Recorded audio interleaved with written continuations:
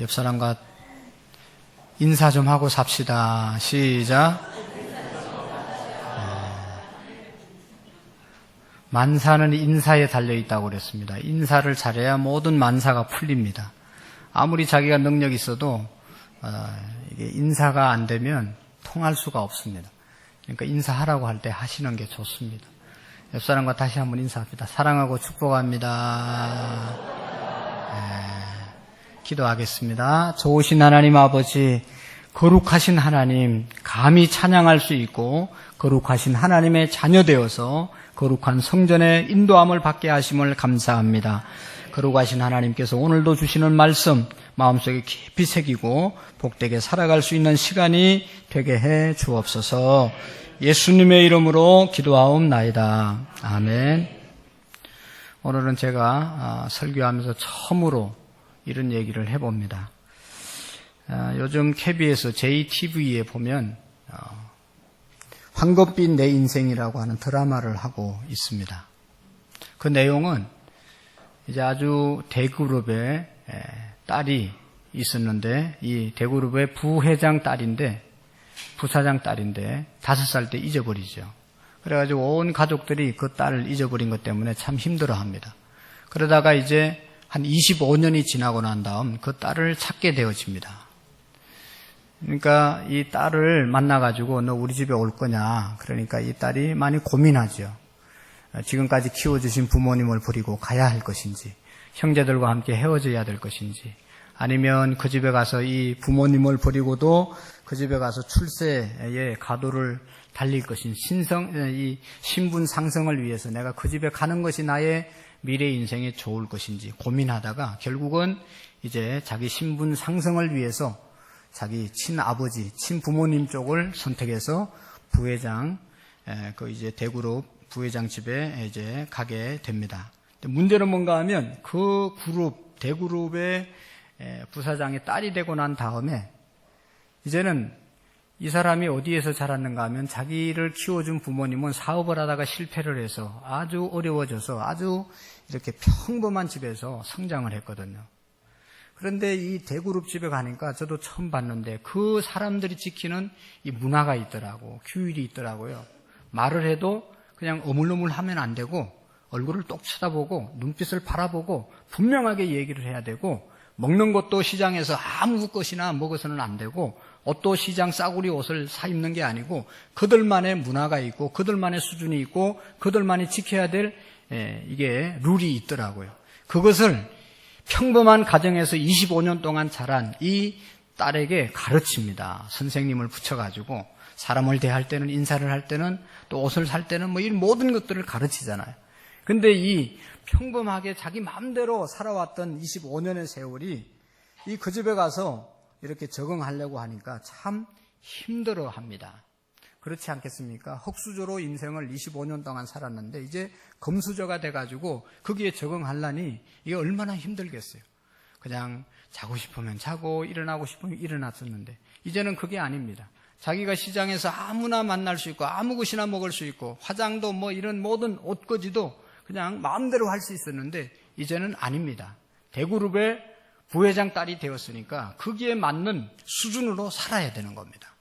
그것을 훈련하는데 아주 힘들어하는 그런 모습을 보면서 오늘 우리가 하나님의 여기 12절의 말씀에 보면 선택했다. 하나님이 우리를 선택했다고 말씀했어요. 하나님이 우리를 선택했습니다. 그래서 하나님의 선택을 받은 저와 여러분들은 선택받은 자의 룰이 있다는 거죠. 문화가 있고 지켜야 될 법이 우리에게 있는 것입니다. 여러분, 하나님이 우리를 선택했다고 하는 것은 얼마나 귀하고 놀라운지 모릅니다.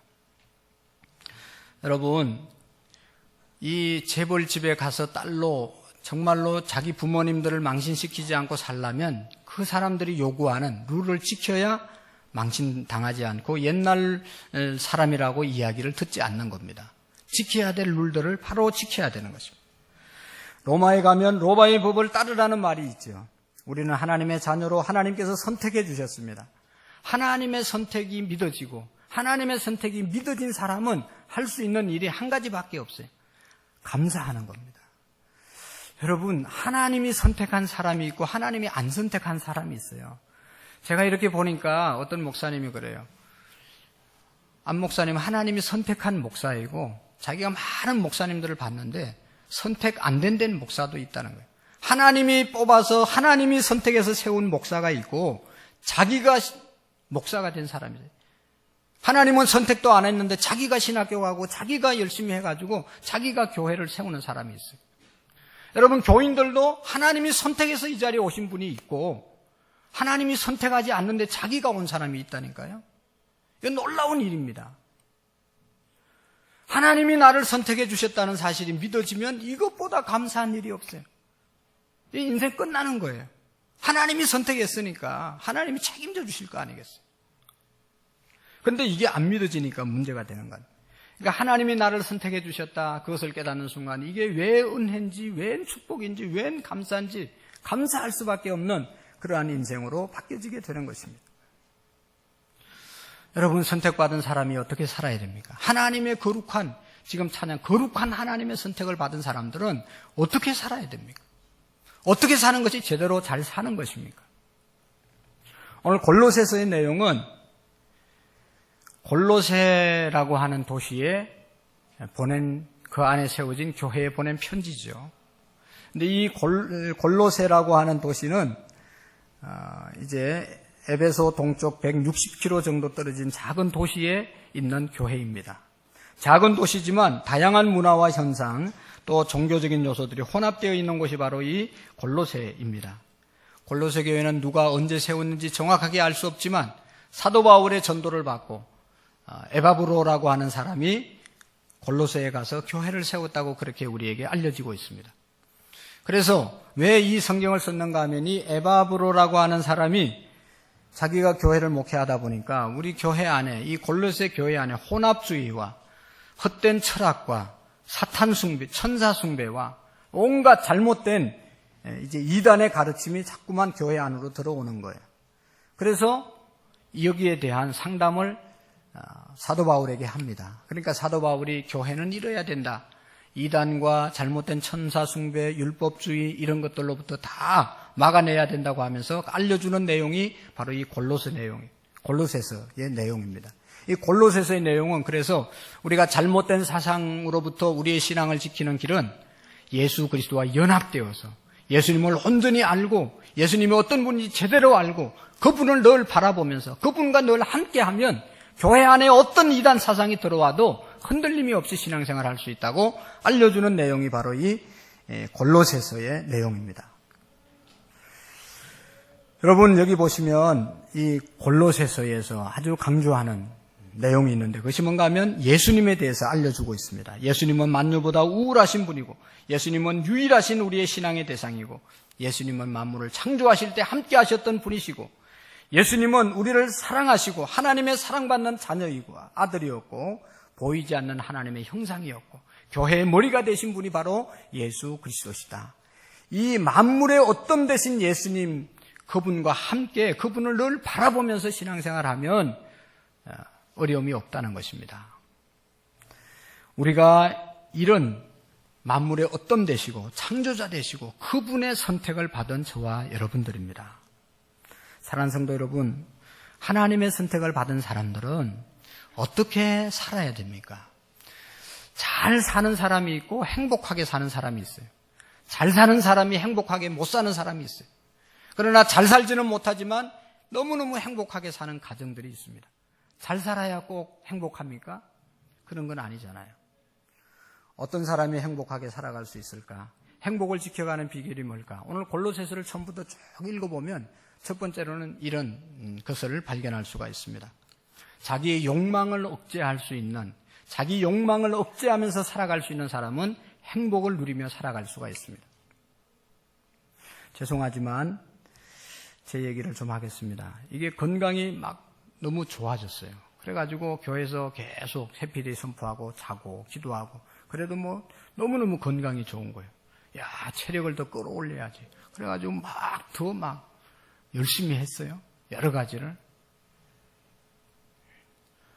사람은 사람인 겁니다. 아무리 은혜가 충만하고 기도해도 무리하면 몸이 망가지는 겁니다. 이 건강도 그냥 어느 정도 선에서 지키고 잘 관리해야 되는데 이게 인간이 미련해가지고 말이죠. 뭘 자꾸 뭐를 하는 거예요. 그러다 망가지는 겁니다. 그때 가서 이제 깨닫는 것이죠. 우리의 욕망, 욕심이 잉태한 적 죄를 낳고 죄가 장성한 적 사망을 낳는다고 하시는 이 욕심을 비워야 되는데 이 욕망이 끝이 없는데 끝없는 이 욕망을 억제할 수 있는 능력이 있는 사람은 억제하며 살아갈 수 있는 사람은 행복하게 살아갈 수가 있는 것입니다. 지난주에 말씀드렸죠. 사도 바울은 빌립보서 4장에서 나는 자족하기를 배웠다. 가난해도 만족하고 부해도 만족하고 높이 올라가도 만족하고 사람들에게 천대를 받아도 그것 때문에 마음 아파하지 않고 그냥 편안한 거예요. 일체의 비결을 배웠다고 사도 바울은 말씀하고 있습니다. 그렇기 때문에 그는 행복했던 것이죠. 우리 인간은 동물적인 욕망을 지니고 있는데 이 욕망을 그대로 다 무밤지 상태로 따라가서는 절대로 안 되는 것이죠. 여러분 먹고 싶다고 다 먹고 자고 싶다고 다 자고 가지고 싶다고 다 가지면 불행해질 수밖에 없습니다. 욕망의 노예가 되고 동물적으로 인간이 욕망의 이제 노예가 되면 동물적으로 인간이 동물적인 존재로 전락해 버리는 겁니다. 쉽게 말해서 우리는 성욕을 절제할 수 있어야 합니다. 이것을 절제하지 못하면 되겠습니까? 인간답게 살 수가 없는 것이죠. 하나님이 주신 것이지만 절제해야만 인간답게 살아갈 수 있습니다. 소유욕, 내가 소유하고 싶은데 그거 절제해야 되는 겁니다. 다 가질 수 없습니다. 어차피 아무리 열심히 다 노력해도 다 가질 수가 없어요. 먹는 것, 뭐 그냥 먹고 싶은 거 많아도 그거 절제할 수 있어야 되는. 다 먹을 수가 없어요. 더 먹으려고 노력하는 것 얼마나 어리석은 겁니까? 더 이상 가질 수 없는 것, 가지면 가질수록 더 가지고 싶은 것이 인간의 욕망인 것입니다. 많이 가질수록 욕심이 더 생기는 것이죠. 많은 욕심으로 노예가 된 사람들은 참 볼품없는 불행한 인생을 살아가고 있는 것입니다. 제가 아는 어떤 졸부가 있습니다. 일산에 땅이 참 많습니다. 그 돈을 조금만 쓰면 사람들에게 존경받고 사랑받고 인정받고 얼마나 행복할 텐데 지금까지 그냥 하루에 수많은 돈을 써도 다 못 쓰고 죽을 돈을 모아놓고 지금도 더 모으느라고 사람들에게 아이고 어떻게 저렇게 살까? 그런 이야기를 듣는 사람들이 있습니다. 욕망이 끝이 없는 것이죠. 성경은 우리에게 말씀합니다. 있는 것을 족한 줄로 알고 할렐루야. 내게 먹을 것과 입을 것이 있으니 언제나 족한 줄 알아라고 성경은 말씀하고 있습니다. 내일 일을 위해서 염려할 것이 없습니다. 지나온 시간들 때문에 염려할 이유가 없습니다. 오늘 하루하루 일용할 양식으로 우리가 충만하게 살아갈 수 있는 것입니다. 왜 우리는 어느 사이에 이렇게 욕망의 노예가 되었습니까? 더 되려고 하고 더 가지려고 하고 더 높아지려고 하면 스스로 불행의 함정에 빠져들어갈 수밖에 없는 것입니다. 욕망을 스스로 다스릴 수 있을 때 행복할 수 있는 것입니다. 가진 것을 족한 줄로 여기는 자는 행복할 수 있습니다. 내가 가진 것이 최고다, 내가 가진 것이 만족하다라고 하는 사람은 늘 행복하게 살아갈 수 있는 것입니다. 또 뿐만 아니라 행복하게 살아갈 수 있는 사람은 행복한 사람 보면서 나도 같이 행복해질 수 있으면, 나도 행복한 마음이 함께 할 수 있으면 그 사람은 행복하게 살아갈 자격이 있는 사람입니다. 요즘 수능시험철이고 수시시험을 보고 있습니다. 여러분, 우리 자녀들이, 친구들의 자녀들이 수시를 놓고 또 시험을 준비하고 있습니다. 결과에 대해서 여러분 되는 아이들도 있고 떨어지는 아이도 있잖아요. 내 아들 떨어지고 친구 아들 됐으면 잘됐다. 내 아들보다 친구 아들이 더 좋은 대학 갔으면 정말로 좋네, 잘하셨네. 박수 쳐줄 수 있으면 그 사람은 행복하게 살아갈 자신이 있는 거예요. 자격이 있는 겁니다. 그런데 그걸 보면 어쩐지 그냥 불편하고 그렇게 되면 이거는 행복을 누리며 살아갈 수 있는 사람이 아닙니다. 여러분, 우리가 어려운 사람 보면 마음이 안 좋잖아요. 힘들게 사는 사람 보면, 실패한 사람은 마음이 안 좋잖아요. 그렇다고 또 성공한 사람 보고 내 주변에 있는 사람, 내 가까이 있는 사람이 성공했다는 얘기 듣고도 마음이 불편하면 언제 행복하게 살아갈 수가 있겠어요? 나보다 잘된 사람 보면 아주 가까운 친구, 우리의 친척이라도 나보다 잘된 거 보면 칭찬해주고 인정해주는 그런 사람은 행복하게 살아갈 수 있는 것입니다. 또 한 가지는요, 여러분, 우리가 후회 없는 삶을 살아가는 사람은 행복하게 살아가는 사람입니다. 우리가 살다 보면 인생에 후회할 것들이 참 많이 있습니다. 여러분, 우리가 정말로 내 나름대로 목표를 세우고 그 목표만을 향해서 계속 전진하고 딴 곳에 정신 팔지 않고 계속 나가서 내가 한 것에 대해서, 내가 달려온 길에 대해서 난 참 잘했다, 난 최선을 다했다 라고 얘기할 수 있는 사람은 언제나 행복한 것이죠. 그런데 어떻습니까? 종종 본의 아니게 이런 실수 저런 실수 다 해놓고 그때 그렇게 하지 말았어야 되는데, 그때 그 사람을 안 만났어야 되는데, 그때 그 말을 안 했어야 되는데, 그때 기도를 했어야 되는데, 그때 정신 차려야 됐었는데, 지나고 난 다음에 다 후회하는 일만 있으면 이 사람은 철저하게 불행한 사람입니다. 반대로 그때 하기를 참 잘했다, 그때 무릎 꿇기를 참 잘했다, 그때 내가 그 사람 만나서 그 말 들은 것이 정말로 잘한 일이다, 이렇게 후회 없는 일들을 할 수 있으면 그 사람은 행복하게 살아갈 수가 있는 것입니다. 또 한 가지는 우리가 행복을 위해서 내가 누군지를 분명히 알면 행복하게 살아갈 수 있습니다. 여러분, 자기 정체감이 분명하지 않은 사람은 늘 불행하게 되는 거예요.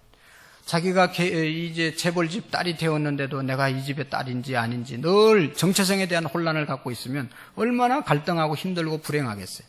그러나 이 집에 들어왔으면 나는 이 집의 딸이다라고 생각하고 그 집의 딸로 누리며 살면 되는데, 그게 믿어지지 않고 그것이 살아가지 않으면 얼마나 불행합니까? 여러분, 우리가 하나님 이제 누구냐를 정말로 분명히 알고 그 아는 대로 믿어 살아가면 행복하게 살아갈 수가 있는 것입니다. 성경은 우리에게 나 한 사람 한 사람이 누구인지를 분명하게 알려주고 있습니다. 성경 전체의 주제가 여러분 뭔가 하면 하나님은 하나님 되시고, 하나님은 만물을 창조하신 분이시고, 하나님은 우주 만물을 주관하시고 다스리시는 분이시고, 오늘 우리 한 사람 한 사람은 하나님의 피조물이라는 것을 말씀하고 있습니다. 하나님이 하나님 되시고 하나님 안에 우리는 하나님의 피조물이다, 하나님이 만든 존재라고 하는 것을 우리에게 알려주고 있습니다. 여러분, 처음부터 하나님의 은혜로 태어났고 많은 사람들 속에 우리의 신세를 지고 우리는 살아가고 있습니다. 우리는 피조물입니다. 하나님이 있어야 우리가 있는 겁니다. 하나님이 우리를 만들으셨기 때문에 우리가 이 땅에 사는 것입니다. 하나님이 우리를 사랑했기 때문에 이 자리에 우리가 있는 것입니다. 하나님이 도와서 나는 있을 수 있었다고 하는 것이 바로 성경의 가르침입니다. 사랑하는 성도 여러분, 우리가 하나님의 피조물됨을 믿으십니까? 하나님의 피조물들, 하나님이 나를 만드셨다는 것을 믿어야 되고, 또 한 가지는 하나님이 만든 우리 인간이 타락했는데 그래서 지옥 갈 수밖에 없었는데 저 예수님이 십자가 지시고 십자가에서 죽으심으로 우리가 구원받았다고 하는 사실, 구속받았다고 하는 사실을 믿는 것이 자기 정체성이에요. 그래서 구원받은 사람이라는 것을 확실히 알고 사는 것이 하나님을 믿는 사람들의 정체성입니다. 오늘 성경에는 하나님이 우리를 선택했다, 하나님이 우리를 선택했다고 말씀하고 있습니다. 여러분, 이 선택이라는 것은요, 너무너무 중요한 것입니다. 선택받은 자, 거룩한 자, 사랑받은 자들이라고 하나님이 오늘 우리에게 말씀하고 있지 않습니까? 자, 오늘 보시면 3장 12절에 보시면 너희는 하나님이 택하사 그 다음에 거룩하고 사랑받은 자라고 말씀하고 있습니다. 여러분, 이 선택의 교리가 얼마나 중요한데 참 어렵습니다. 이 선택의 교리를 만든 사람, 얘기한 사람이, 최초에 말한 사람이 누군가 하면 깔뱅이라는 사람이거든요. 이 깔뱅은 우리 장로교를 이제 세운 사람인데 제자들에게 이중 선택을 얘기했어요. 예정론을 말했습니다. 하나님이 구원받을 사람은 예정하고 선택하고, 구원받지 못한 사람을 또 선택하고, 선택하지 않고 예정하지 않았다. 그래서 그 사람들은 구원 못 받는다, 그렇게 가르쳤거든요. 그러니까 어떨 때는 이해가 되고 어떨 때는 이해가 안 되는 거예요. 왜 하나님이 사랑의 하나님이라고 그러면서 어떤 사람은 선택하고 어떤 사람은 선택하지 않았냐, 이게 정말로 하나님이냐, 선택의 교리가 맞는 것이냐, 늘 제자들이 헷갈리는 거예요. 그러다가 어느 날 이제 깔뱅이 죽을 때 돼가지고 제자들이 물어봤다는 겁니다. 선생님, 정말로 솔직히 얘기해 주세요. 선택의 교리가 정말로 맞는 겁니까? 틀리는 겁니까? 그러니까 이 깔뱅 선생님이 씩 웃으면서 얘기했다는 거예요. 성경에 그렇게 나와 있어. 선택의 교리는 성경에 나와 있다고 말했습니다. 사랑하는 성도 여러분, 우리가 선택받았다는 것 도저히 이해를 하기가 힘든 겁니다.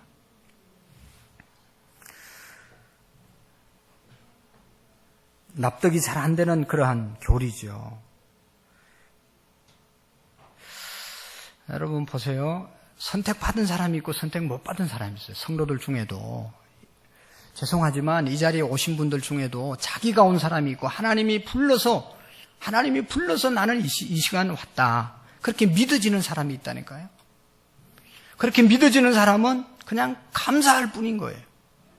아니 다른 방법이 없는데 어떻게 내가 다른 사람보다 잘난 것이 없는데 다른 사람보다 더 거룩하게 산 것도 아니잖아요. 내가 시험을 치루어가지고 하나님의 선택을 받은 것도 아니잖아요. 그런데 내가 하나님의 선택을 받고 거룩하신 하나님의 자녀가 되어서 이 자리에 있다는 것은 그것이 깨달아질 때는 오직 감사할 일밖에 없다는 것입니다.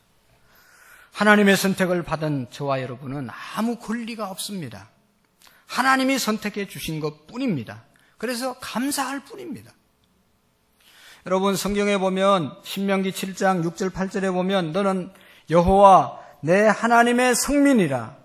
내 하나님 여호와께서 지상 만민 중에서 너를 자기 기업의 백성으로 택하셨다. 하나님께서 너를 지명해서 하나님의 성민, 거룩한 백성으로 하나님이 우리를 불러주셨다고 말씀하고 있습니다.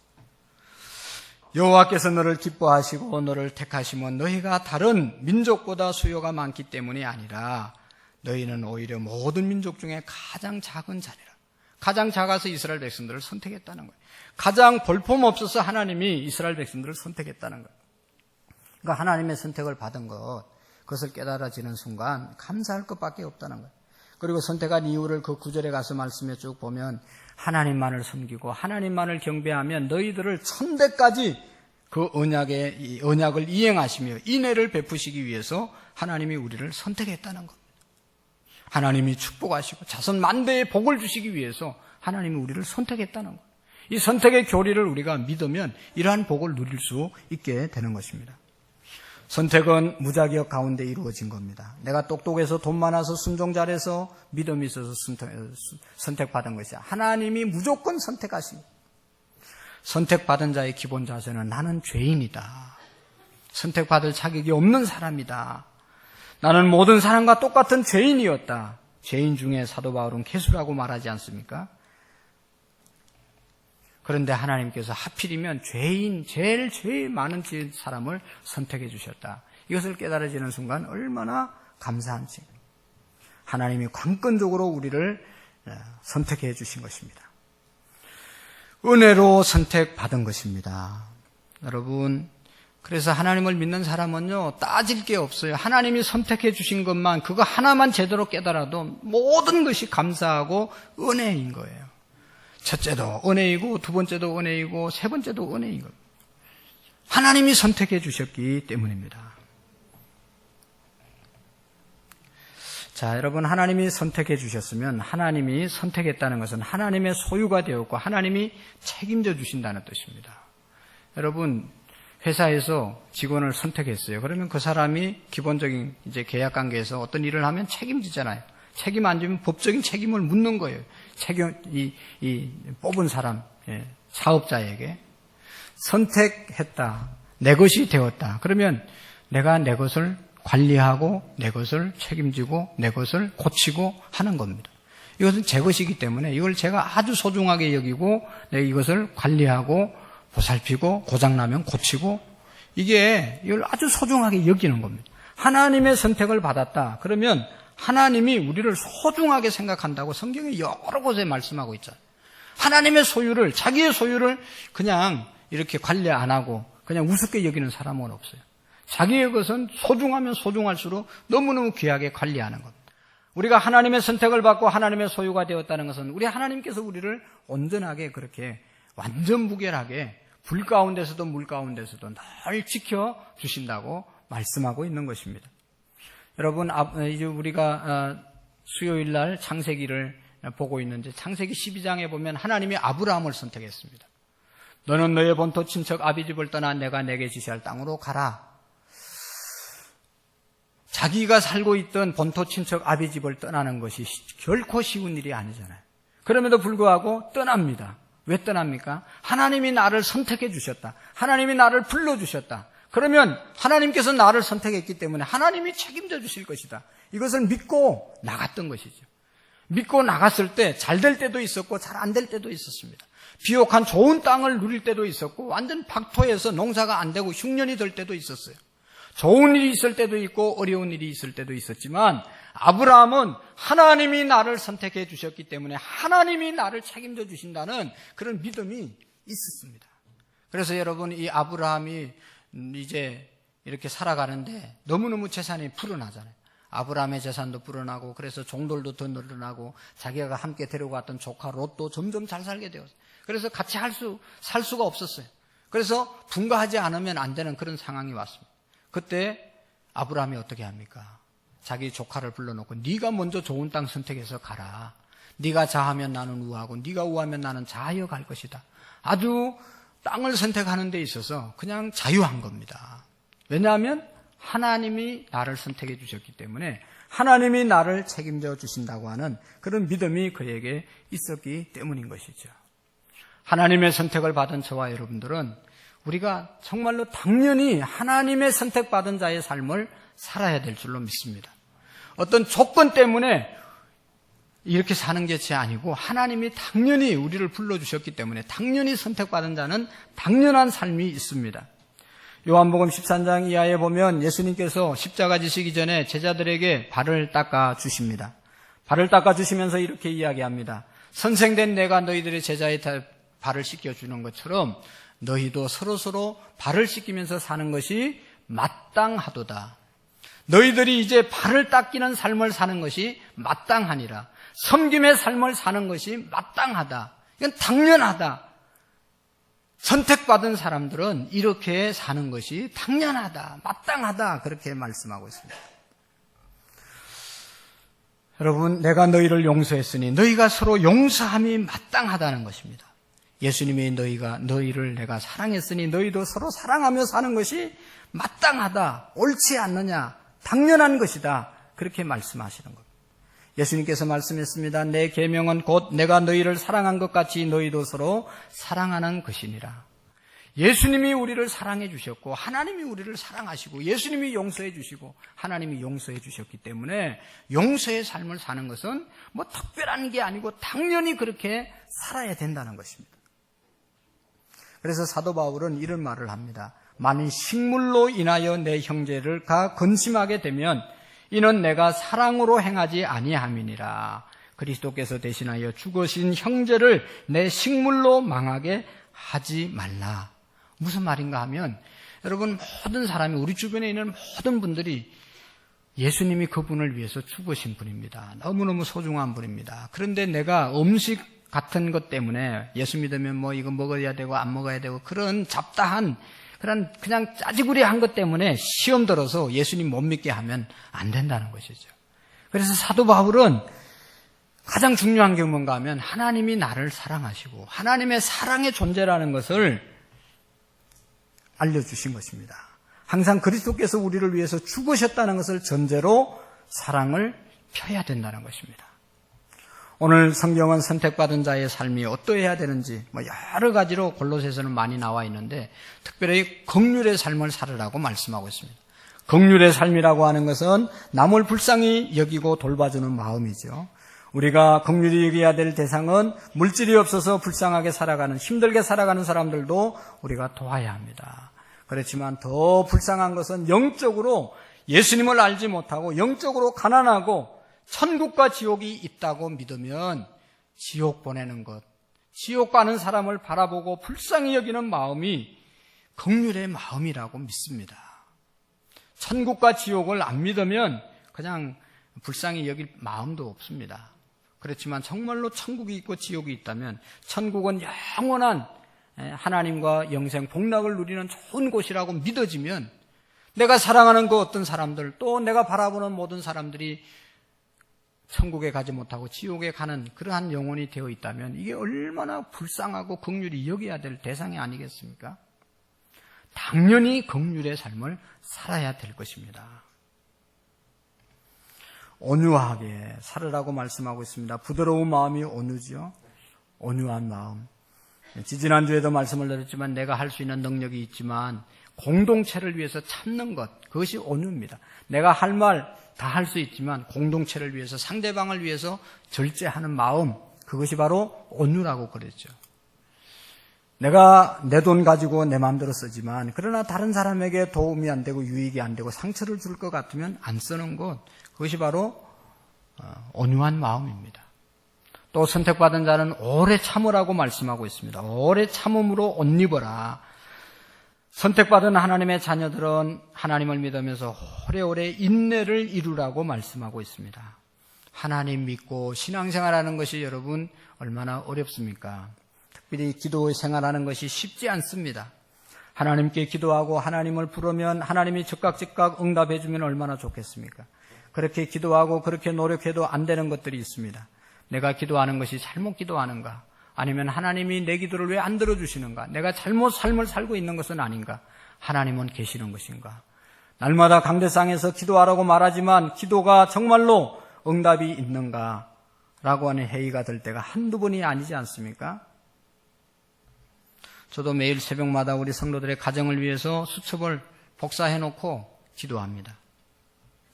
자녀들을 위해서 기도하고 직장을 위해서 기도하고 사업장을 위해서 기도하고 건강을 위해서 기도합니다. 기도하는 것이 힘든 것이 아니라 기도의 응답이 보이지 않는 것처럼 느껴질 때 너무너무 절망감을 느낄 때가 한두 번이 아닙니다. 가정이 어렵다고 하는 그런 가정들을 위해서, 화목을 위해서 계속 기도하는데 가정이 회복되지 않는 모습을 보면 너무너무 마음이 아픈 거예요. 우리 가족은 여러분들이 알지만 하나도 문제가 없어요. 나는 우리 가족만 생각하면 그냥 너무너무 기쁜 거예요. 뭐 걱정할 일이 뭐가 있어요. 여러분들이 너무 잘 섬겨주셔가지고 다 잘 됐어요. 그런데 안 된 성도의 가정이 곧 나의 아픔으로 오는 겁니다. 그런데 기도하면 빨리 해결이 돼야 되는데 여전히 갈등 가운데 있고 여전히 불화 가운데 있고 여전히 어려움을 당하고 내 자식 같은 아픔이 있고 우리 가정이 당하는 아픔을 함께 느끼는 거예요. 그럴 때 참 실망스럽습니다. 뭐를 위해서 기도하겠습니까? 자녀들 구원받고 우리 남편들 구원받고 다 주님 안에서 나와 예배하기를 그렇게 수십 년 동안 기도하고 있는데 전도할 생각을 전혀 하지 않고 하고 있겠죠. 아주 씩씩하게 교회에 오시는 모습을 보면 얼마나 감사한지 모르겠어요. 그런데 여러분, 하나님 언제까지입니까? 우리가 이런 기도 많이 드리잖아요. 성경을 여러분 좀 더 깊이 보면 다 답이 나와 있어요. 이스라엘 백성들은 포로로 끌려갈 때 또 끌려가가지고 온갖 고생을 할 때 하나님은 언제입니까? 막 회개하고 우리가 잘못 살아서 하나님 말씀 안 지키고 우상 숭배해서 이렇게 된 것 우리가 회개합니다. 계속 회개했어요. 그러니까 회개하고 1년 다음에 돌아온 게 아니고 70년 만에 돌아왔습니다. 기도했던 사람 다 죽고 난 다음 그의 후세들이 돌아오게 된 겁니다. 애굽의 이스라엘 백성들이 내려가서 430년 동안 종살이 하면서 그들의 고통과 그들의 아픔을 부르짖어 기도했을 때 하나님께서는 금방 돌이킨 게 아니고 430년 동안 더 고통을 당하게 하다 그의 후손들이 출애굽하게 된 것입니다. 그런 거죠. 여러분, 저는 분명히 믿습니다. 제가 한 기도, 이게 뭐 나쁜 기도가 아니잖아요. 분명히 우리 때에 안 이루어지면 다음 때에 이루어질 줄로 믿습니다.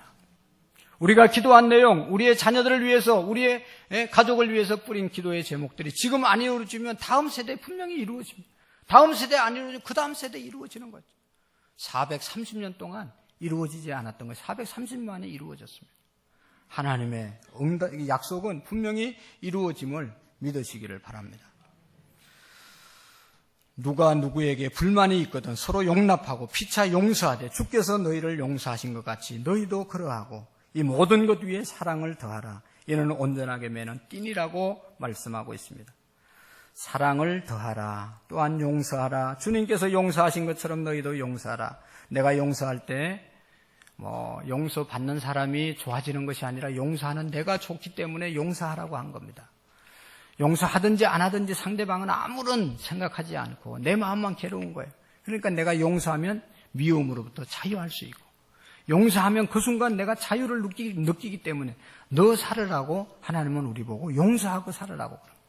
사랑하라는 말 마찬가지입니다. 우리 용서하기 힘들고 사랑하기 힘들다고 생각하는 것은 큰 착각 속에 사로잡혀 있기 때문입니다. 내가 한다고 생각하기 때문에 그렇습니다. 이미 우리가 사랑받은 존재이고 이미 용서받은 존재인 것을 내가 확실히 믿으면 용서해야 되는 것이고 사랑해야 되는 것이죠. 하나님의 사랑을 입은 사람들이라면 우리는 사랑을 하면서 살아야 되는 것이고 하나님의 용서를 받은 사람으로 우리가 산다고 하면 또 다른 사람을 용서하며 살아야 될 것입니다. 하나님은 우리를 선택하셨습니다. 선택은 하나님의 축복이고 우리가 응답할 것은 감사밖에 없습니다. 그러나 또 선택받은 자의 당연한 삶, 당연한 마땅한 삶, 오늘 본문에 있는 말씀 긍휼과 자비와 겸손과 온유로 오래 참음으로 사랑 가운데 서로 용납하는 삶을 살아야 될 줄로 믿습니다. 기도하시겠습니다. 좋으신 하나님 아버지, 수많은 사람들 가운데 또 수천 년 역사 가운데 우리를 이 땅에 보내시고 또 우리를 선택해 주신 은총을 생각할 때 너무너무 감사합니다. 하나님 아버지, 우리 모두가 주님의 선택을 믿고 하나님께 더욱 의지하며 나갈 수 있도록 인도해 주옵소서. 선택받은 자의 하나님 이 자아 정체성을 분명히 깨닫고 감사하며 선택받은 자의 당연한 삶이 따라올 수 있도록 도와주시옵소서. 예수님의 이름으로 기도하옵나이다. 아멘.